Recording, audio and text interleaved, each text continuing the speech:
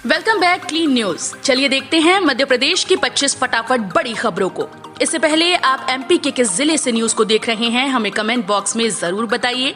साथ ही daily update रहने के लिए चैनल को सब्सक्राइब कर बेल आइकन को दबाना बिल्कुल न भूलें। आज का लाइक एम 3000 है, उम्मीद करते हैं कि आप इसे पूरा करेंगे। मध्य प्रदेश में प्रधानमंत्री नरेंद्र मोदी के 71वें जन्म दिवस 17 सितंबर से 22 दिन तक चलेंगे कार्यक्रम। मध्य प्रदेश में प्रधानमंत्री नरेंद्र मोदी का 71वें जन्म दिवस 17 सितंबर से कार्यक्रम का सिलसिला शुरू होगा, जो 22 दिन तक चलेगा। इस दौरान पौधारोपण और टीकाकरण महाअभियान चलाया जाएगा।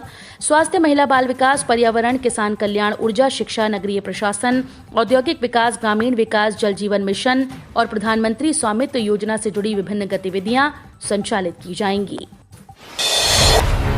प्रधानमंत्री आवास योजना को गति देने के लिए मध्य प्रदेश ने केंद्र सरकार से मांगे 639 करोड़ रुपए।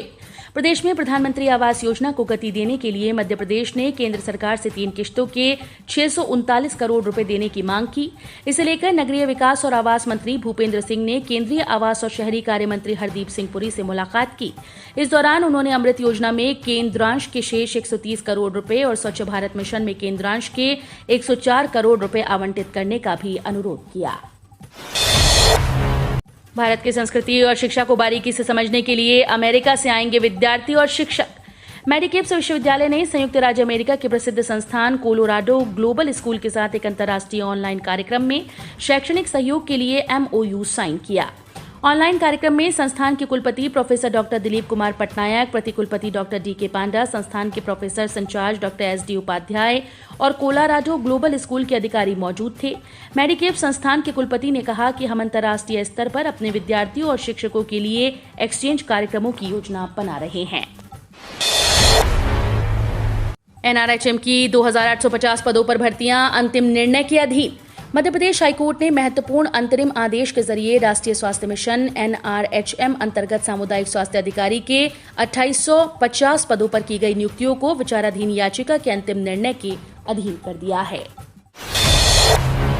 3 ट्रेन में रेलवे ने लगाए अतिरिक्त कोच। झांसी रेल मंडल के ग्वालियर रेलवे स्टेशन ने संचालित होने वाली 3 लंबी दूरी के ट्रेन में जनरेटर यान हटाकर उनके स्थान पर रेलवे ने मुसाफिरों को सुविधा देते हुए स्लीपर कोच जोड़ दिए। इससे संबंधित ट्रेन में सीटों की संख्या बढ़ गई। दरअसल अभी तक तमाम रेलवे लाइंस पर OHE लाइन नहीं थी। इस कारण लंबी दूरी की ट्रेन में विद्युत उपकरणों को चलाने के लिए आगे पीछे जनरेटर यान कोच लगाने पड़ रहे थे, जो इलेक्ट्रिक लाइन इन रूट पर शुरू होने के बाद से हटा दिए गए। उज्जैन में स्पोर्ट्स कॉम्प्लेक्स का भूमि पूजन। भोपाल के बाद नंबर 2 होगा स्टेडियम। राजमाता विजयाराजे सिंधिया खेल परिसर के नाम से बनने वाले स्पोर्ट्स कॉम्प्लेक्स का 10.1325 हेक्टेयर जमीन पर भूमि पूजन किया गया। कार्यक्रम में मंत्री मोहन यादव मौजूद थे। खेल युवा कल्याण मंत्री यशोधरा राजे सिंधिया वर्चुअल मौजूद रहीं। इस कॉम्प्लेक्स को भोपाल के बाद प्रदेश का दूसरा नंबर 1 स्टेडियम बनाया जाएगा। यहाँ हर तरह के खेल खेले जाएंगे। मध्य प्रदेश के खेतों में उग रहे नीले आलू और लाल भिंडी, किसान हो रहे मालामाल। मध्य प्रदेश में किसान इन दिनों नई नई किस्म व रंग बिरंगी सब्जियों की खेती कर सुर्खियां बटोर रहे हैं। किसान द्वारा नीला आलू, बैंगनी गोभी, रंग बिरंगी शिमला मिर्च, लाल भिंडी व जामफल के भी कई किस्में शामिल हैं। अपने पारंपरिक रंग से अलग और सुंदर दिखने वाली ये सब्जियां बाजार में अधिक दाम में बिक रही हैं। इससे किसान को खूब फायदा हो रहा है। बोर्ड स्टूडेंट्स अब करेंगे आर्टिफिशियल इंटेलिजेंस की पढ़ाई, ऑनलाइन चलेंगी कक्षाएं। मध्य प्रदेश में छात्र छात्राएं अब आर्टिफिशियल इंटेलिजेंस विषय भी पढ़ सकेंगे। प्रदेश में इसी शिक्षा सत्र से कक्षा 8वीं से लेकर 12वीं तक के छात्र छात्राओं को आर्टिफिशियल इंटेलिजेंस को विषय के रूप में चुनने की सुविधा दी जाएगी। आर्टिफिशियल इंटेलिजेंस का 240 घंटे का पाठ्यक्रम तैयार किया गया है। माइक्रोसॉफ्ट कंपनी सॉफ्टवेयर के जरिए आर्टिफिशियल इंटेलिजेंस विषय की ऑनलाइन क्लासेस संचालित करने जा रहा है। सीएम शिवराज बोले, किसानों को भड़का रही कांग्रेस। MP में सितंबर तक सभी को लग जाएगी वैक्सीन। मध्य प्रदेश के मुख्यमंत्री शिवराज सिंह चौहान ने कांग्रेस पार्टी पर किसानों को भड़काने और अराजकता फैलाने का आरोप लगाया।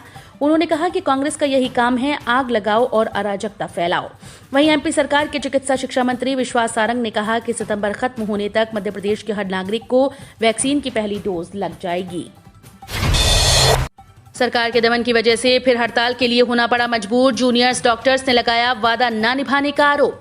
मध्य प्रदेश के जूनियर डॉक्टर एक बार फिर से हड़ताल पर चले गए, जिसकी वजह से मेडिकल सेवाएं बाधित हो गईं। जूनियर डॉक्टर्स और सरकार के बीच के तकरार में आम जनता को नुकसान उठाना पड़ रहा है। डॉक्टर्स की हड़ताल की वजह से हमीदिया और राज्य के दूसरे सरकारी मेडिकल कॉलेजेस में ओपीडी और इमरजेंसी सेवाएं प्रभावित हो गई हैं। मध्य प्रदेश में जल्द भरे जाएंगे खाली पद, विभाग और जिलों से मांगी रिपोर्ट। प्रदेश में रिक्त पदों को भरने के लिए सरकार जल्द ही प्रक्रिया प्रारंभ करने जा रही है। इसके लिए सामान्य प्रशासन विभाग ने सभी विभागों और कलेक्टर्स से रिक्त पदों की जानकारी मांगी है। इसमें बैकलॉग के पद भी शामिल हैं। मुख्यमंत्री शिवराज सिंह चौहान अगले सप्ताह भर्ती की स्थिति को लेकर समीक्षा भी करेंगे। मालूम हो कि प्रदेश सरकार ने हाल ही में अन्य पिछड़ा वर्ग के लिए आरक्षण के आदेश जारी किए हैं। ये व्यवस्था भी इसी तारतम्य में की जा रही है। भोपाल में झमाझम शुरू, उज्जैन सागर संभाग में भी अच्छी बारिश के आसार। बंगाल की खाड़ी में बना कम दबाव का क्षेत्र वर्तमान में दक्षिण पश्चिम मध्य प्रदेश पर सक्रिय हो गया। मानसून ट्रफ भी इसी सिस्टम से होकर गुजर रहा है। एक अन्य वेदर सिस्टम मध्य प्रदेश और महाराष्ट्र की सीमा पर सक्रिय है। मौसम विज्ञानियों के मुताबिक इन 3 सिस्टम के सक्रिय रहने से मध्य प्रदेश में अच्छी बारिश की उम्मीद है। आज शुक्रवार को भोपाल, इंदौर, जबलपुर, होशंगाबाद, उज्जैन सागर संभाग के जिलों में झमाझम बारिश के आसार हैं। थावरचंद गहलोत के इस्तीफे से रिक्त राज्यसभा सीट के लिए 4 अक्टूबर को होगा चुनाव। थावरचंद गहलोत के इस्तीफे से रिक्त मध्य प्रदेश से राज्यसभा के एक स्थान के लिए चुनाव 4 अक्टूबर को होगा। निर्वाचन आयोग ने गुरुवार को चुनाव कार्यक्रम घोषित कर दिया। 15 सितंबर को चुनाव की अधिसूचना जारी होने के साथ ही नामांकन का सिलसिला प्रारंभ हो जाएगा। नामांकन की अंतिम तारीख 22 सितंबर निर्धारित की गई है। आवेदन पत्रों की जांच 23 सितंबर को होगी। मुंबई से इंदौर होकर दिल्ली जाने वाली एयर इंडिया की सितंबर की सभी उड़ानें निरस्त।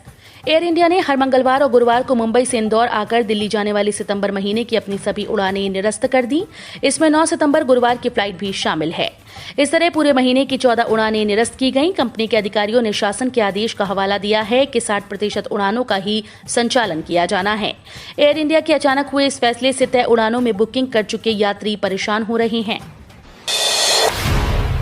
खाद्य तेलों पर सरकार कर सकती है आयात शुल्क कटौती। तेल की महंगाई पर काबू के लिए अब केंद्र सरकार एक बार फिर से खाद्य तेलों की आयात शुल्क में कटौती के प्रस्ताव पर विचार कर रही है। सूत्रों के मुताबिक सरकार कच्चे पाम तेल के साथ सोया, डीगम और सूरजमुखी के तेल पर अभी लागू आयात शुल्क की दर में अच्छी खासी कटौती कर सकती है। कच्चे सूरजमुखी, पाम और सोया तेल पर अभी आयात शुल्क उपकर समेत 3.25% लागू हो रहा है।